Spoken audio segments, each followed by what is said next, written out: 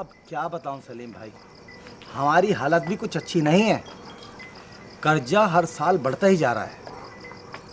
ये तो हमें भी मालूम है अशोक भाई, लेकिन हमारी तो समझो कि दाल रोटी के लाले ही पड़ने वाले हैं। तुम तो जानते ही हो, ले देकर एक दुकान थी, सड़क चौड़ी करने के चक्कर में वो भी टूट गई। तो क्या दुकान के बदले कुछ नहीं मिला? कुछ मिला होता भाभी तो ये हालत ना होती। पास में कुछ रुपए होते तो एक दूसरी दुकान खरीद लेता या कहीं और दुकान खोल लेता। मैं इसीलिए तुम्हारे पास आया था अशोक भाई। अब तुम्हें क्या बताऊं भैया, खेती की हालत तुमसे छुपी नहीं। कर्ज लेकर खेती करो और फसल बेचने के लिए मारे मारे फिरो। गन्ने खेत में पड़े पड़े सड़ रहे हैं। अब गन्ने ही क्यों, गेहूं के कौन से दाम मिल गए तुम्हें? मुझे तो लगता है ये खेती बाड़ी अब फायदे का सौदा नहीं रहा। ऊपर से ये सरकार, इन्होंने तो हम किसानों को जैसे मार ही डाला हो। शुक्र करो भाई साहब कि इस इलाके में किसी किसान ने अभी तक आत्महत्या नहीं की।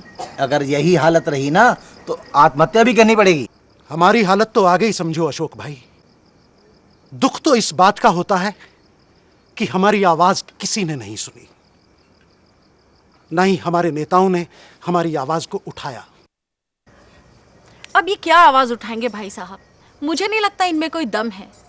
अब देखिए, यहाँ के किसान कब से कह रहे हैं कि इस इलाके में एक चीनी मिल होनी चाहिए, लेकिन आज तक किसी ने कोई कदम उठाया है? सिर्फ चुनाव के समय ही बड़ी बड़ी बातें करते हैं, बाद में कुछ याद नहीं रहता। मुझे तो नहीं लगता कि इन्होंने किसी के लिए कुछ किया होगा। देख रहे हो अशोक भाई, पिछले 15 साल से देख रहे हो क्या हालत हो गई है। गांव के पढ़े लिखे लड़के रोजगार के लिए शहर दर शहर भटकते फिर रहे हैं।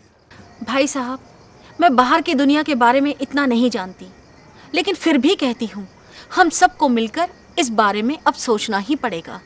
हाँ भाभी, सोचता हूं एक बार तो मिल ही लूं। आखिर हमारे लोगों ने भी आंख मूंद कर भरोसा किया था उस पर। भरोसा तो हम लोगों ने भी किया था, लेकिन अब मन टूट रहा है। 15 साल हो गए। एक बार दो बार नहीं, बल्कि बार बार किया भरोसा। हर बार नए नए वादे, नई नई घोषणाएं, खुशहाली के सपने, हर बार बड़ी बड़ी बातें। लेकिन हालात नहीं बदले। किसान अपनी तंगहाली से परेशान, मजदूर अपनी बदहाली से परेशान, बेरोजगार युवक अपने भविष्य को लेकर परेशान और कस्बों के छोटे मोटे व्यवसायी पुलिस प्रशासन की रंगदारी से परेशान। कहीं कोई किसी की सुनने वाला नहीं। ये कहानी है बदायूं जिले के बिसौली क्षेत्र की। किस काम का वो दरिया जिसमें ना हो रवानी, जब दिल ही मिट गया हो किस काम की जवानी। किस काम की वो हुकूमत और किस काम की वो अधिकारी, जब कोई किसी किसान की सुनते ही नहीं। किसान अपना घर में आग लगा कर और लगा देता है का खेती में, लेकिन उसके लिए ये भी नहीं कि उसकी जमा भी मिल जाए, लागत भी मिल जाए। टाइम पर कोई चीज़ नहीं मिलती, खाद नहीं मिलता। किसानों की समस्या ये है, गेहूं के रेट जो हैं आज 1100 हैं। जब हमारी फसल तैयार होगी आने वाले महीने में, मई अप्रैल में तैयार होगी, तो वो ही रेट गिरकर 500 या 550 में लेंगे हमें। कोई नेता कोई आदमी हमारे यहाँ पे ऐसा नहीं है कि जो किसी की सुनवाई करे। यहाँ तो वोट मांगने आते हैं और चले जाते हैं। अपने बस है गए तो अपने घर बैठे, कोई काम को गए तो दुदकरा सुने अपने घर को चले आए। यहाँ का मौजूदा विधायक इस क्षेत्र को अपनी जायदाद मानता है, अपनी जमींदारी मानता है, बल्कि वोट देने वाले लोगों को कहता है कि तुमने कौन सा मुझे वोट दिया है, तुम तो वोट देते हो, मेरे पे कोई एहसान नहीं करते। यानी कि ऐसी अपमानजनक भरी बातें बिसौली विधानसभा क्षेत्र के लोगों को सुननी पड़ती हैं। देख लिया ना अशोक भाई, देख लिया क्या जवाब मिला। मुझे तो अपने आप पर ही गुस्सा आ रहा है। मैं गया ही क्यों उसके पास। मैंने पहले लोगों से सुना था, अब खुद जान भी गया हूं। कहता है जिनके कहने पर उन्हें वोट दिया था, अब जाओ उनके पास। बताओ, ऐसे आदमी को चुन के क्या फायदा जो वक्त पे काम ही ना आए। और जब हमारी दुकानें टूट रही थी तब लखनऊ चला गया था। चाहता तो लखनऊ से भी रोक सकता था, लेकिन नहीं। एक बात कहूं, गलती हम लोगों की भी रही है। हाँ, गलती तो है ही हमारी।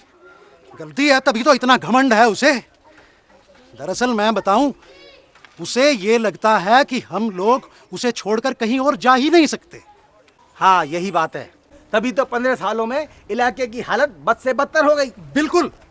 यही क्या, अगर क्षेत्र के लोगों को होश नहीं आया तो हालत और भी बदतर हो जाएगी। अरे लेकिन हम कर भी क्या सकते हैं? अरे हम कर क्या नहीं सकते, बस हमें यह तय करना है कि हमें चाहिए क्या।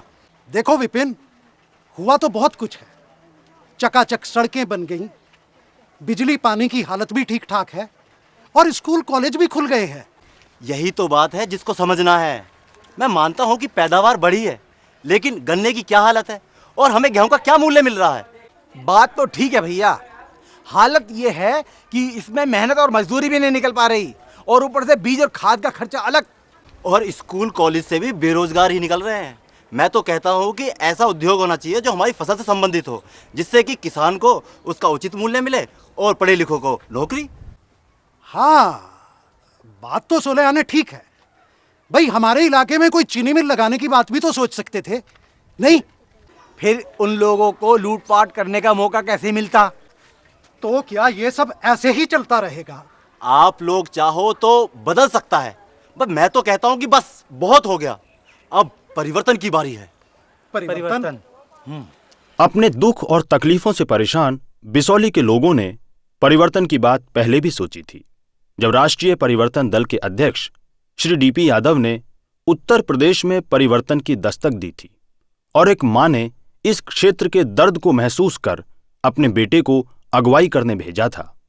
डीपी यादव ने ललकारा था बिसौली से जुल्म और शोषण का खात्मा, और एक मां का सपना था बिसौली क्षेत्र का विकास, मजदूर किसानों की समृद्धि, गरीब और कमजोर वर्ग का सम्मान। लेकिन सत्ता के दलालों ने ऐसा नहीं होने दिया। लोगों को जाति और धर्म के नाम पर बहकाया। किसी ने जाति और बिरादरी की दुहाई दी तो किसी ने धर्म के नाम पर बरगलाया। और जब सारे हथियार फेल हो गए तो षड्यंत्र रचकर इस क्षेत्र के भविष्य को सलाखों के अंदर कैद करवा दिया गया। कुछ लोगों ने घात लगाकर हम सबका सपना मिटाया, और कैद विकास को करके अब हंसते हैं अभिमानी। हम आज सुनाए तुमको षड्यंत्र की वो कहानी। मैं चुनाव के मैदान में आने से पहले माँ हूँ, और मुझे अपने बच्चे की जो चिंता है और जो कुछ मेरे बच्चे के साथ हुआ है, नहीं, हमारे बिसौली क्षेत्र के लोग चाहते हैं उस बच्चे को। बिसौली क्षेत्र की जनता की सेवा के लिए दोस्तों, मैंने आपके बीच अपने बेटे विकास को आपके सुपुर्द किया था। लेकिन आप अच्छी तरह जानते हैं कि मेरे पूरे परिवार को किस तरह षड्यंत्र का शिकार बनाया गया, और पिछले चुनावों के दौरान जो कुछ हुआ उसे आप लोग अच्छी तरह जानते हैं। यानी किस तरीके से जबरन लोगों के वोटों को लूट लिया गया, और महज 500 वोट के अंतर से 5 साल की सजा लोगों के सर पर आ गई। बिसौली के लोग फिर एक बार धोखे का शिकार हुए। फिर वही कहानी, गरीब किसान मजदूरों पर जुल्म और अत्याचार की कहानी, क्षेत्र में विकास के नाम पर कमीशनखोरी और भ्रष्टाचार की कहानी, लोगों के साथ भेदभाव की कहानी, वही बड़ी बड़ी बातें, पर गरीब किसान मजदूरों की हालत जस की तस। गन्ने का रेट जो है वो नहीं मिल पाता है पूरी तौर से। जो सही किसान अच्छे बिचौलिया हैं वो अब चीनी मिल को घेरे हुए हैं, और वहाँ पर हमारा गन्ना जो है वो 50-60 रुपये बिक रहा है। पहले तो पर्ची नहीं आम है, और पर्ची भी जब दइए तो दइए टेम निकाल के कि हाँ लेके ही नाम है।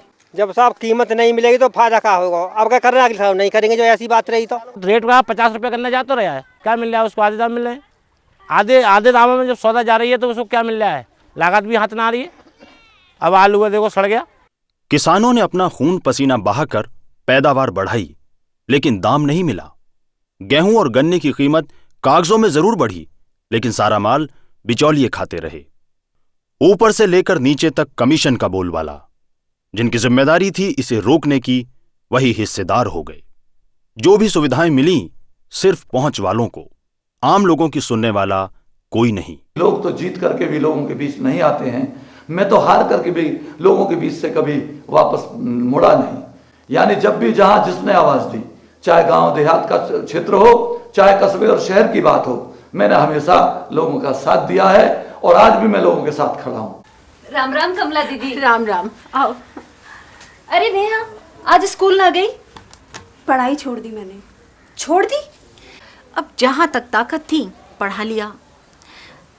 तुम्हें तो पता है आजकल कितना खर्चा है, हमारी हालत भी तुमसे कुछ छुपी ना है। क्या बात कर रही हो दीदी? आजकल प्रदेश सरकार लड़कियों को पढ़ाने में सहायता कर रही है। अरे क्या नाम है उस योजना का? हाँ, कन्याधन योजना। वो तो 12वीं के बाद मिलता है। अब 12वीं तक पढ़ाना भी क्या आसान है? अरे ये सारी योजनाएं हम लोगों के लिए ना है, इनका फायदा तो उन लोगों को होता है जो पहुंच वाले हैं। अब तुम ही बताओ, हमारे गांव में ऐसे कितने लोग हैं जिन्होंने अपनी लड़कियों को 12वीं तक पढ़ाया है? हाँ, वैसे तुम्हारा कहना भी सही है। गरीबों के लिए तो कोई गुजारा ही ना है। और फिर हमारे यहाँ की हालत भी तो वैसे ही है, गरीब किसान को कोई पूछने वाला नहीं। मैं जाऊँ? हाँ जा। लड़की जात है, डर भी लगता है कहीं भेजते हुए। इलाके की हालत तो तुम जानती हो, कब कहाँ क्या हो जाए।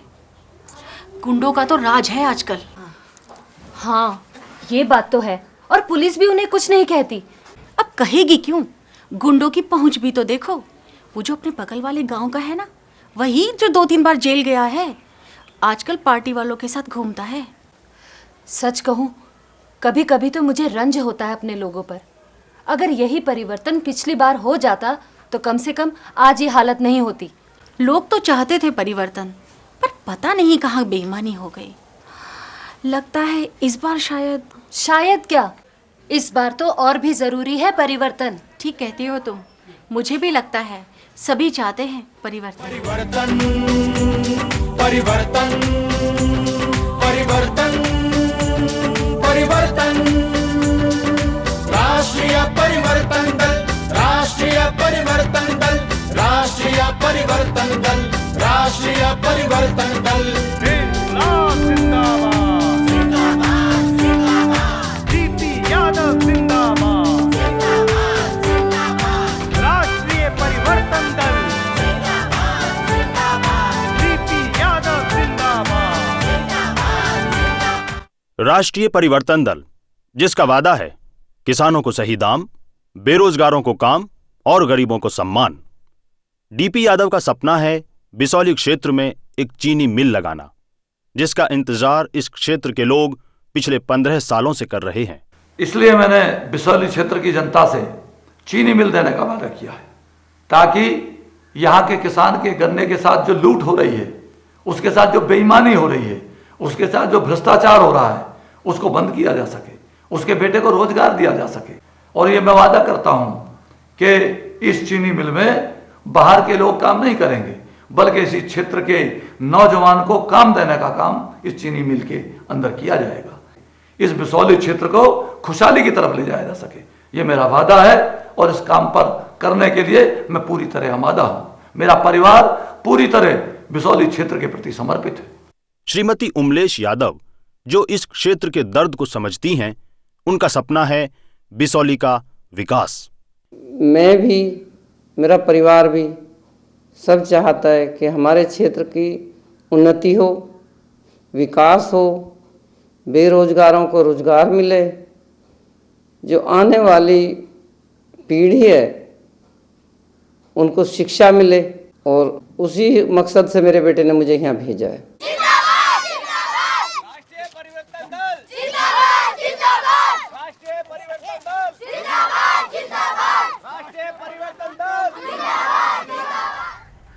क्यों अशोक भाई, क्या कहते हो? अब मैं क्या कहूंगा, अब तो पूरा क्षेत्र बोल रहा है परिवर्तन। मुझे भरोसा है इस बार परिवर्तन जरूर होगा। परिवर्तन से ही होगा हमारे इलाके का विकास। ये वक्त है परिवर्तन का, ये वक्त है फैसले का। अपने क्षेत्र के कैद विकास को सलाखों से बाहर लाने का, ममता के उन आंसुओं का बदला चुकाने का।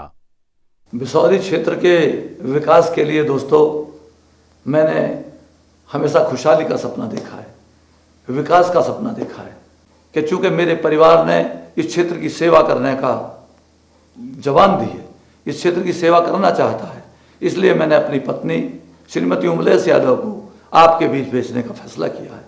और मैं समझता हूं कि मेरा परिवार हमेशा इस धरती से जुड़ा रहेगा और आपकी आवाज को उठाता रहेगा। दम है तेरे एक वोट में कि जेल के फाटक तोड़ दे और बिसौली में विकास के सारे दरवाजे खोल दे। तो अब वक्त आ पहुंचा है, इस बार आपको निर्णय लेना है, अपने अपमान का बदला लेना है, अपनी बेइज्जती का बदला लेना है। और जो पिछले चुनाव के दौरान आपकी वोटों को लूट लिया गया, लोकतंत्र की तमाम परंपराओं को ध्वस्त कर दिया गया, उन परंपराओं को जिंदा रखना है। ये जिम्मेदारी आपकी है, ये जिम्मेदारी क्षेत्र की जनता की है। इसलिए सोचें और समझें, धर्म और जाति की बात पर न आएं। याद रखें, जाति और धर्म के नाम पर वोट हर बार दिए, इस बार वोट दीजिए सिर्फ अपने विकास के लिए। हमने जो बीड़ा उठाया है उसे पूरा करेंगे। मैं, मेरा परिवार, मेरा बेटा जिस मकसद से यहाँ आए हैं, जिन लोगों को मैंने आश्वासन दिया है उसको पूरा करेंगे, हर कीमत दे के पूरा करेंगे। आप लोगों की ताकत अगर मेरे साथ रही, आप लोगों का आशीर्वाद और सहयोग अगर मेरे साथ रहा, तो विकास एक दिन आपके बीच आकर आपकी सेवा करेगा, ये मेरा वादा है।